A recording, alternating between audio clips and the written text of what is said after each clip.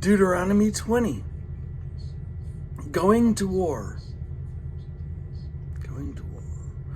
When you go to war against your enemies and see horses and chariots and an army greater than yours, do not be afraid of them, because the Lord your God, who brought you up out of Egypt, will be with you.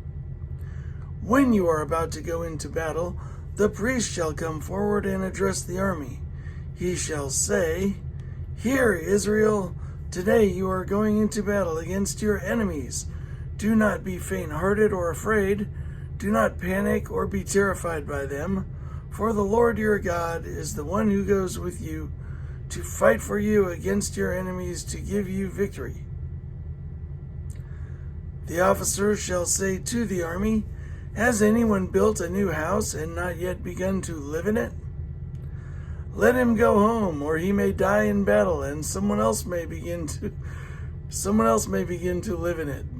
Has anyone planted a vineyard and not begun to enjoy it? Let him go home, or he may die in battle, and someone else may enjoy it.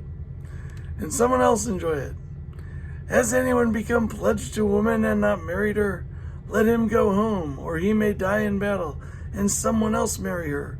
Then the officers shall add, "Is anyone afraid or faint-hearted? Let him go home, so that his fellow soldiers will not become disheartened too.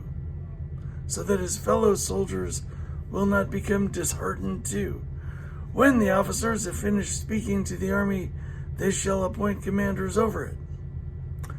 When you march up to attack a city, make its people an offer of peace.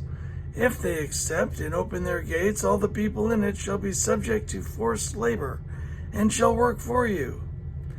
If they refuse to make peace and they engage you in battle, lay siege to that city. When the Lord your God delivers it into your hand, put to the sword all the men in it.